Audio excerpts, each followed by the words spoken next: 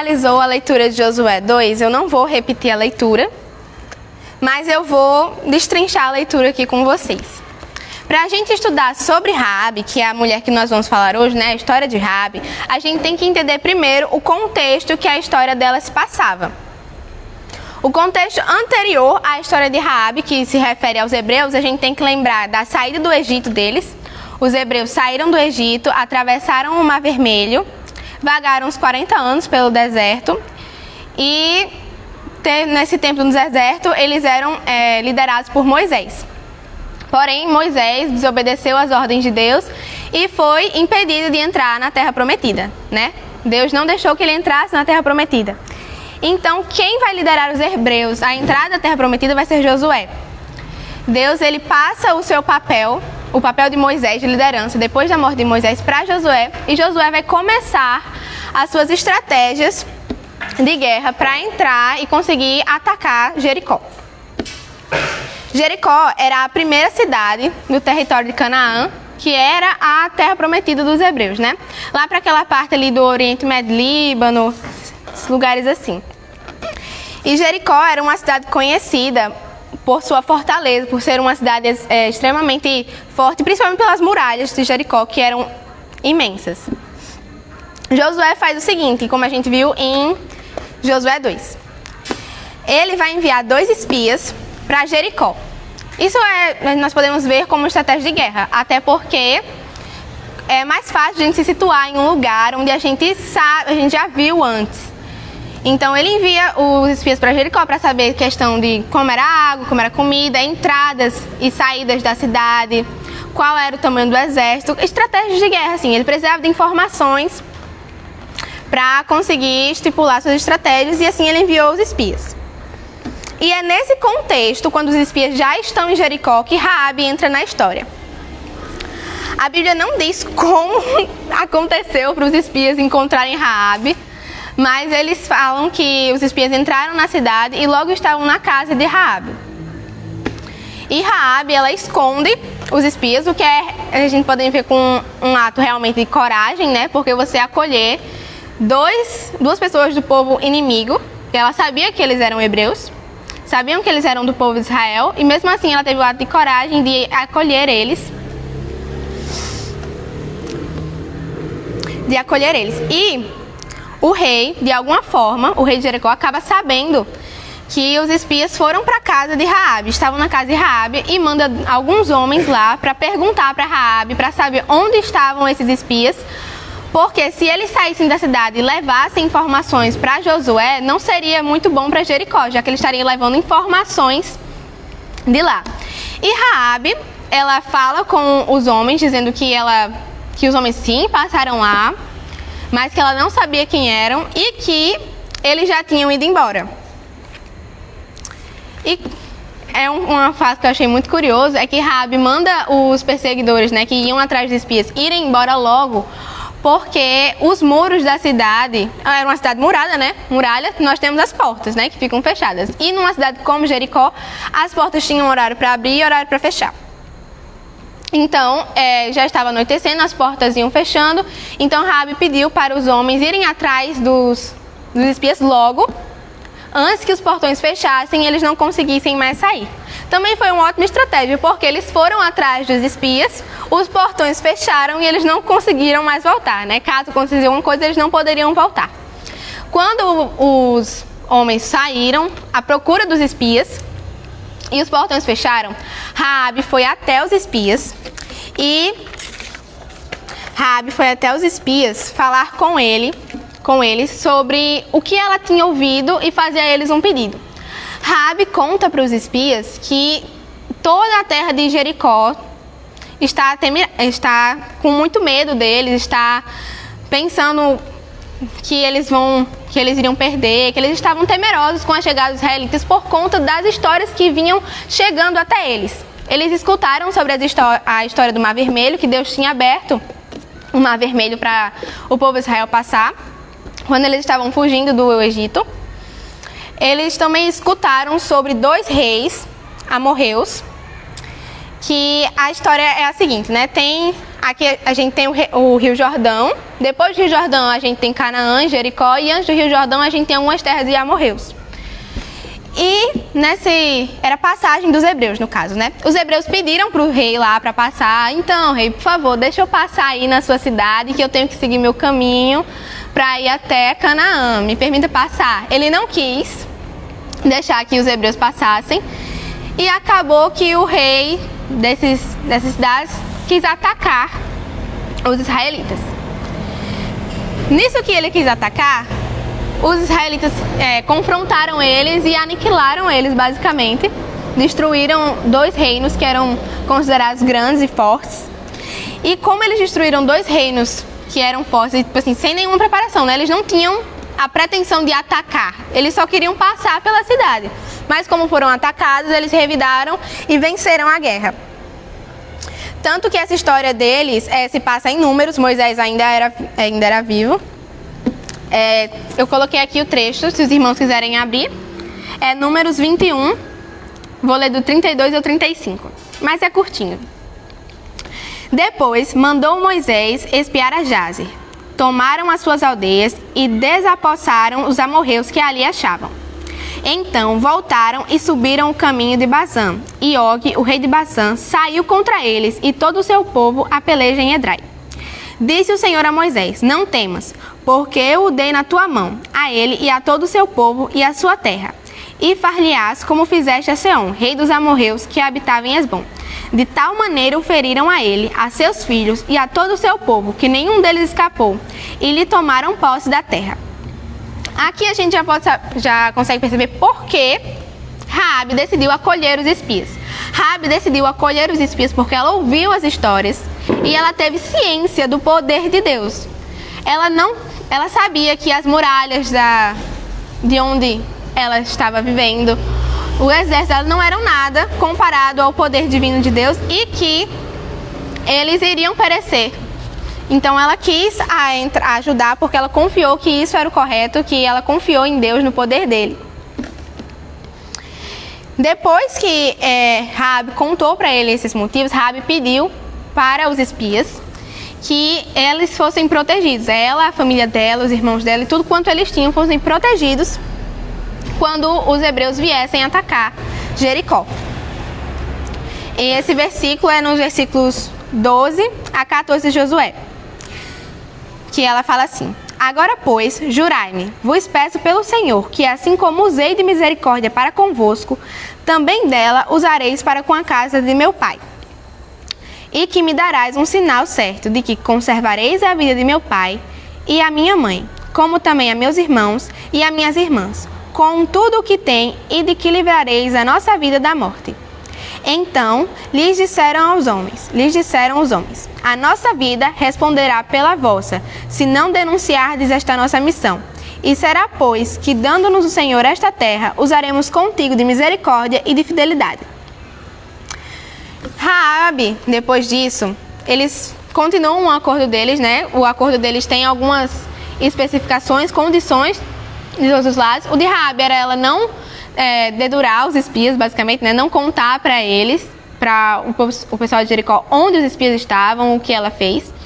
E a questão dos espias era que a família de Raabe deveria estar toda dentro de casa quando eles fossem atacar, e que Raabe ela atasse uma corda escarlate, né? Que seria por onde eles fugiriam. Eu estava pesquisando e muita gente relaciona essa corda com o que os hebreus fizeram lá no Egito para conter a 10ª praga. Lembram a praga da morte do filho primogênito? Pronto, nessa praga, os hebreus foram protegidos porque eles marcaram as portas com sangue de cordeiro. Então, essa corda, o pessoal fala também que poderia ser uma representação para identificar a casa de Raabe. Então, os hebreus eles vão sair por essa corda, e isso se dá porque Raabe morava no muro da cidade, basicamente. Então, ela tinha acesso à parte de fora. Então, os espias conseguiram descer pelo muro, usando a corda, mesmo que os portões estivessem fechados. Depois que os espias, quando eles estavam descendo, Raabe ainda dá uma orientação para os espias, que foi para eles não irem direto para o caminho que eles iam, né, para onde estava o acampamento deles, porque os perseguidores tinham acabado de sair e estavam indo pelo mesmo caminho. Então seria provável eles se encontrarem. Raabe, ela pede para os espias se esconderem em uma montanha durante 3 dias e depois desses 3 dias eles voltassem para a terra deles, para onde eles estavam acampados, e aí sim eles não teriam contato com as pessoas que estavam perseguindo eles, né? Os perseguidores voltaram e depois de 3 dias eles foram até Josué e contaram para Josué tudo que Raabe fez e tudo que tinha acontecido. Depois disso, acontece novamente durante os capítulos seguintes, né, até o 6, que os hebreus eles vão se preparar para atravessar o Jordão. Como eu falei, a gente tinha o Rio Jordão, era para eu ter trazido uma imagem. A gente tinha o Rio Jordão, de um lado tinha Jericó e do outro tinha os amorreus e o povo hebreu que estava querendo atravessar. Deus abriu o mar de novo, o Rio Jordão, para os hebreus passarem. E esses capítulos são conduzindo essa história, né? Deles passando, preparação e tudo mais. No capítulo 6, nós vamos voltar para Jericó, que é quando eles invadem Jericó para tomar a terra. Diz assim, se os irmãos quiserem abrir, Josué 6, vamos ler do versículo 12 ao 27.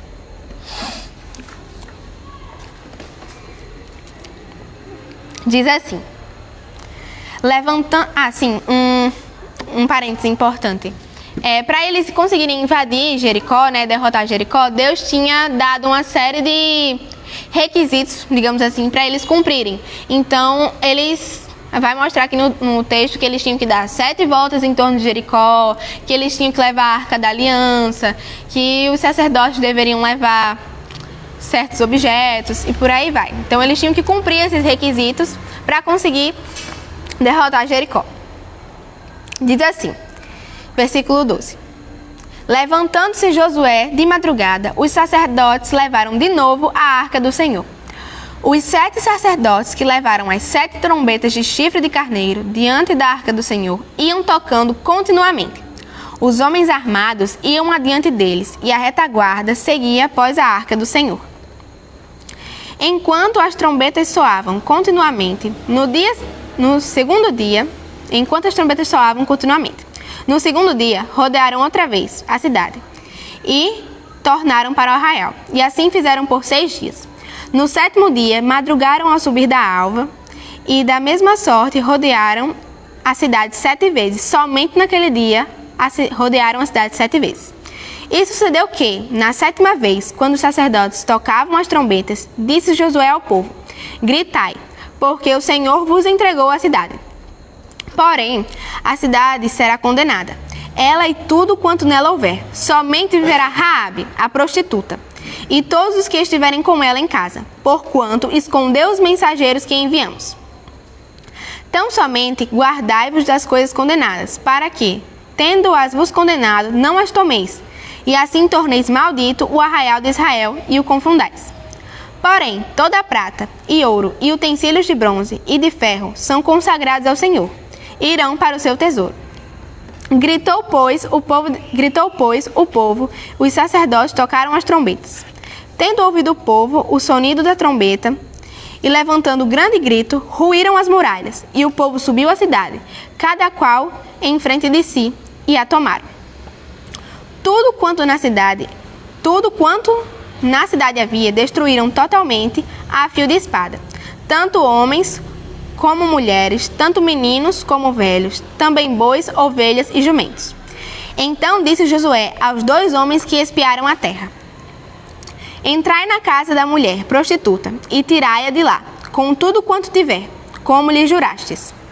Então entraram os jovens, os espias, e tiraram Raabe e seu pai, e sua mãe, e seus irmãos, e tudo quanto tinha. Tiraram também toda a sua parentela e os acamparam fora do arraial de Israel. Porém, a cidade e tudo quanto havia nela queimaram. Tão somente a prata, o ouro e os utensílios de bronze e de ferro deram para o tesouro da casa do Senhor. Mas Josué conservou com vida a prostituta Raabe e a casa de seu pai, e tudo quanto tinha, e habitou no meio de Israel até o dia de hoje. porquanto esconderam os mensageiros que Josué enviara para Jericó. Naquele tempo, Josué fez o povo jurar e dizer: Maldito diante do Senhor seja o homem que se levantar e reedificar esta cidade de Jericó. Com a pedra do seu primogênito, lhes porá os fundamentos e à custa do mais novo as portas. Assim era o Senhor com Josué, e corria a sua fama por toda a terra. Nesses versículos do capítulo 6, a gente pode ver que Jericó foi destruída e que Raabe foi salva junto com a sua família. E o mais interessante é que Raabe passa a conviver com os israelitas. Ela passa a conviver com o povo de Deus pela misericórdia e pela vontade e pela bondade de Deus. Raabe, ela não é apenas citada no Antigo Testamento. Tem várias menções de Raabe no Novo Testamento, como por exemplo, em Mateus 1, versículos 5 e 6, que é a genealogia de Jesus, nós podemos ver que Raabe, uma prostituta, entrou na genealogia de Jesus, porque Raabe ela foi transformada por Deus. Achei interessante porque Larissa tinha trazido, né, sobre Ruth, Jackson tinha trazido sobre Gideão, e são histórias, digamos assim, perto uma das outras, meio que interligadas, porque no versículo 5 de Mateus 1, diz assim: Salmão gerou de Raabe a Boaz, este de Ruth gerou Obed, e Obed a Jessé. Jessé gerou ao rei Davi, e o rei Davi a Salomão. Então aqui a gente pode ver que Raabe, ela se casou, né, com uma pessoa do povo de Deus, e gerou a Boaz, que foi o marido de Ruth, que foi o que Larissa trouxe pra gente. Então achei bem legal que interligou, né? Raabe também é citada em Hebreus 11, capítulo 30 e 31, que diz assim: Pela fé ruíram as muralhas de Jericó, depois de rodeadas por 7 dias. Pela fé, Raabe, a meretriz, não foi destruída com os desobedientes, porque ela acolheu em paz os espias. E ela também aparece em Tiago 2, versículos 24 a 26. Verificais que uma pessoa é justificada por obras e não por fé somente.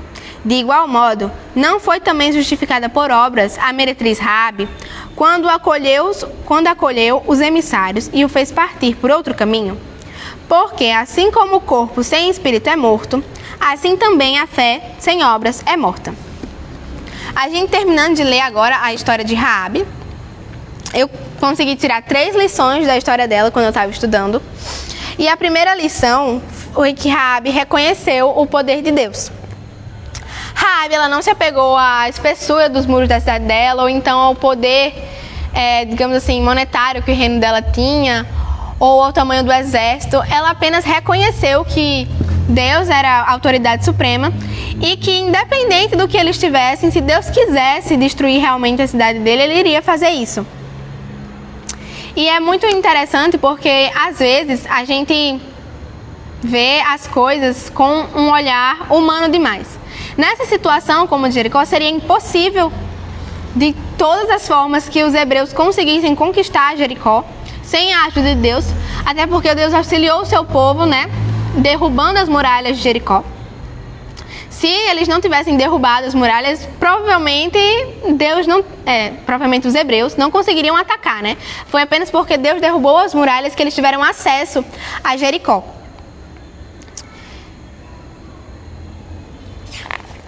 E às vezes a gente vê certas circunstâncias com um olhar humano demais, como se tudo estivesse muito bom e impossível de dar errado. Mas não é assim que acontece, né? Um exemplo até do próprio livro de Josué é que no capítulo 7 vai contar a história de Acã também.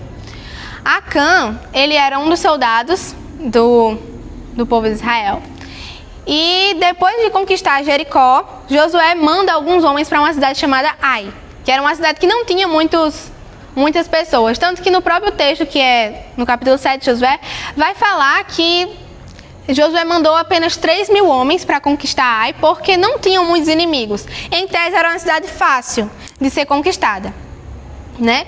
Por isso que ele mandou poucos soldados e tudo mais. Mas a gente pode ver que eles perderam a batalha de Ai. Se a gente for ler o capítulo, eles perderam. E eles perderam a batalha de Ai justamente porque Acã, quando estavam em Jericó, pegou uma túnica e outras coisas lá. E uma barra de ouro, exatamente. Ele pegou uma túnica e uma barra de ouro, que estava bem claro quando Josué falou, né? Dizendo que tudo deveria ser queimado e o ouro, a prata, o ferro deveria ser consagrado ao Senhor. Mas Acã foi ganancioso e pegou tudo aquilo para si, escondeu, e isso levou à derrota do povo de Israel. Então, assim, a gente vê que quando o povo de Israel está sem Deus, está sem a aprovação de Deus, eles perdem. Tanto que, como era uma batalha, digamos assim, fácil, né? Ele mandou poucos homens, porque eram poucos inimigos. Mas isso não foi o suficiente. Eles saíram de lá derrotados. Josué até clama a Deus, dizendo: meu Deus, por que o Senhor enviou a gente para cá, sabendo que a gente ia perecer na mão dos amorreus? E aí que Deus revela para Josué o que foi que aconteceu, que alguém veio a desobedecer as ordens dele, e isso foi uma punição pela desobediência. Também tem a história, né, de Gideão, que Jackson falou pra gente, que tinha um exército enorme, acho que era 32 mil homens. Era 32 mil homens. Pronto, foi reduzido a 300 para mostrar que não eram os hebreus que estavam ganhando a guerra, e sim o poder de Deus que levou eles a ganhar. Em Jeremias 17:7 diz que: bendito o homem que confia no Senhor e cuja esperança é o Senhor. A gente pode inverter, né? Tem outro versículo também que fala que é a inversão, né? Maldito o homem que confia no homem. E Raabe, ela entendeu muito bem como Deus era supremo, como ele era divino, como ele era poderoso, e que tudo que tinha na cidade dela não poderia conter aquele Deus. Tanto que ela se move de maneira que ela já sabia com o que ia acontecer, que ela já sabia qual era o lado que iria vencer. A segunda lição que eu tirei daqui é o lembrete da graça de Deus. Como o texto enfatiza muito, Raabe, ela era uma prostituta.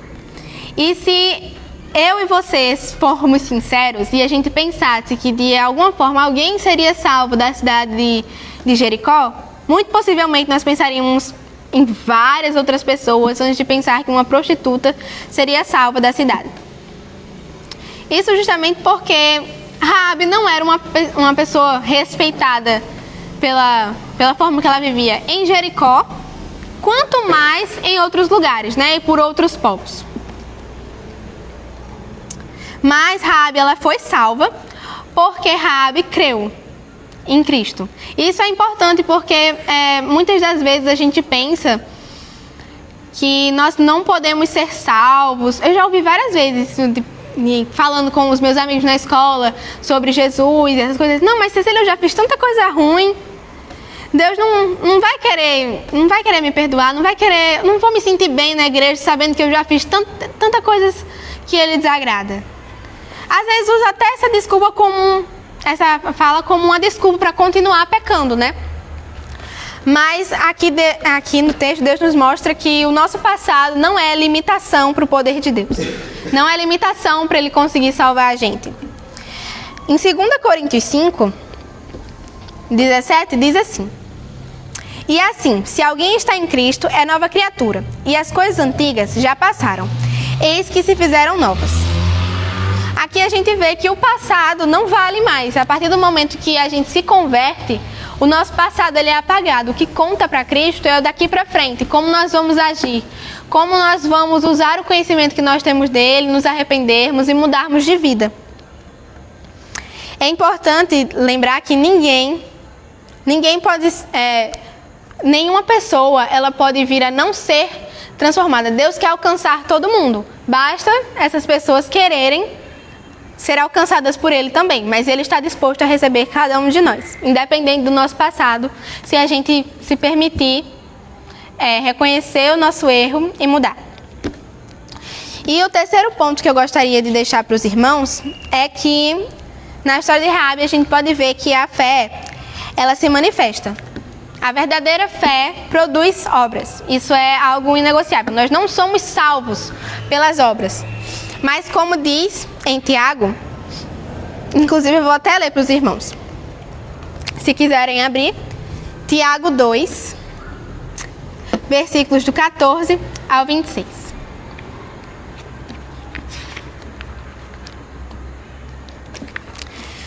Amém? Vou dizer. Meus irmãos, qual é o proveito se alguém disser que tem fé, mas não tiver obras? Pode acaso semelhante fé salvá-lo? Se um irmão ou irmã estiverem carecidos de roupa e necessitados de alimento cotidiano, e qualquer dentre vós lhes disser, ide em paz, aquecei-vos e fartai-vos, sem contudo lhes dar o necessário para o corpo, qual é o proveito disso? Assim, também a fé, se não tiver obras, por si só, é morta. Mas alguém dirá, tu tens fé, e eu tenho obras. Mostra-me essa tua fé sem obras, e eu com obras te mostrarei a minha fé. Crês tu que Deus é um só? Fazes bem, até os demônios creem e tremem. Querem, pois, ficar certo, ó homem insensato, de que a fé sem obras é inoperante? Não foi por obras que Abraão, o nosso pai, foi justificado quando ofereceu sobre o altar o próprio filho Isaque? Vês como a fé opera juntamente com as suas obras. Com efeito, foi pelas obras que a fé se consumou. E se cumpriu a Escritura, a qual diz: ora, Abraão creu em Deus, e isso lhe foi imputado para a justiça, e foi chamado amigo de Deus. Verificais que uma pessoa é justificada por obras e não por fé somente. De igual modo, não foi também justificada por obras a meretriz Raabe, quando acolheu os emissários e os fez partir por outro caminho? Porque assim como o corpo sem espírito é morto, assim também a fé sem obras é morta. Aqui a gente vê que a nossa vida deve ser proporcional com o que a gente diz. Se a gente diz que a gente é crente, nós devemos ter atitudes, agir, dar frutos como um crente. Nós não podemos dizer uma coisa é a base da nossa salvação. Nós somos salvos porque nós cremos. Mas uma fé sem obras, como diz aqui em Tiago, é uma fé morta. Quando você é alguma coisa, né, se você é crente, você vai chegar nos lugares e pelas suas próprias atitudes, você não precisa às vezes nem falar que é crente. Mas todo mundo vai saber que você é crente porque olha como ela está falando, olha como ela está se vestindo, olha como ela está se comportando diante da situação. Muitas das vezes os crentes hoje em dia pecam até nesse quesito, né? Nós temos que lembrar que o nosso espelho é Cristo. E diante de diversas situações, a gente não age semelhante a como Cristo agiria. Por exemplo, hoje em dia muitos crentes são desrespeitosos, são grosseiros, agem de forma inadequada em certas situações. Nós devemos agir em situações assim, com amor, com bondade, com respeito. Nós não devemos ser pessoas... às vezes a gente está até certo, mas a gente tem que falar com as outras pessoas de forma respeitosa, para que ela ganhe assim o nosso respeito também. Quando a gente vai falar alguma coisa com alguém e a gente acaba atacando essa pessoa, por exemplo, a pessoa já não vai querer mais conversa com você. Eu conheço, e vocês também conhecem, muitas pessoas que se dizem crentes, mas não agem como crentes. Digamos aquele típico católico de IBGE, né? Que tem vários, inclusive. Eu conheço algumas pessoas que eu não diria que eram católicos de IBGE. Por quê? Porque eu vejo eles, o story é normal, né? Sem ser para melhores amigos, é todo na missa, todo domingo na missa, na verdade, a semana toda praticamente na missa. Vai para encontrinho, dá aula para criança, mas quando abre os melhores amigos, músicas mundanas, foto de copo bebendo, coisas que você vê que não faz parte do âmbito cristão. E é tão óbvio que não faz parte que a pessoa sente vergonha em postar para todo mundo e coloca nos melhores amigos. Para todo mundo é a foto na igreja. Para os melhores amigos é a foto do mundo, né? Fazendo as coisas que não agradam a Deus. Então era isso que eu queria deixar para os irmãos, que nós possamos ser como Raabe, que nós possamos expressar a nossa fé no nosso interior e no nosso exterior, porque a gente conhece muitas pessoas que se dizem crentes, a gente não vê atitudes dessas pessoas, não vê frutos dessas pessoas, e se a gente não vê frutos, é uma fé morta, como diz em Tiago, se a gente não vê frutos é uma fé morta, e se é uma fé morta, é uma fé inexistente. É uma fé que não levaria essa pessoa para o céu porque ela não está agindo como condiz. Então, que a gente possa reconhecer que Deus é soberano nas nossas vidas, como Raabe reconheceu, que nós possamos ver que Ele é a imensa bondade dEle, misericórdia dEle para conosco, e que Ele seja a base da nossa fé, e que a gente possa, com o nosso comportamento, com as nossas obras, mostrar para as pessoas e influenciar, assim, outras pessoas a seguir o caminho de Cristo também. A história de Raabe é uma história, para mim, muito interessante e muito impactante. Eu lembro que quando eu era pequenininha, né, não pequena, né, mas assim, quando eu era mais nova, que eu descobri a história de Raabe, fiquei sabendo da história de Raabe. Primeiro, eu acho que eu fiquei sabendo pela aquela novela que tinha, Os 10 Mandamentos. Eu gostava muito de assistir. Quando eu descobri que uma prostituta entrou na linhagem de Jesus, eu fiquei completamente, digamos assim, surpresa, mas mesmo assim, maravilhada em como a bondade de Deus, como o ensinamento de Deus, como Ele cuida da gente, como Ele quer que a gente chegue perto dEle, como Ele não se importa com o nosso passado quando a gente muda. Eu achei isso muito bonito. Inclusive, eu estava falando até com as pessoas da minha escola, essa semana, né, que eu vinha trazer o estudo. Aí eu estava conversando com as minhas amigas, eu estava fazendo às vezes até no próprio IF. Aí as meninas chegavam para mim: Cecília, o que é que você está fazendo? Aí eu ia lá, explicava, eu chegava para elas e perguntava: você sabia que existe uma prostituta na linhagem de Jesus? Aí todo mundo olhava para mim e falava: como assim existe uma prostituta? Aí eu aproveitava o momento, né, já que ela já perguntou, para contar a história e mostrar como Deus agiu na vida de Raabe. Então é isso, eu espero que eu tenha conseguido falar para os irmãos o que eu aprendi e que isso tenha sido um estudo proveitoso para vocês, como foi para mim. Amém.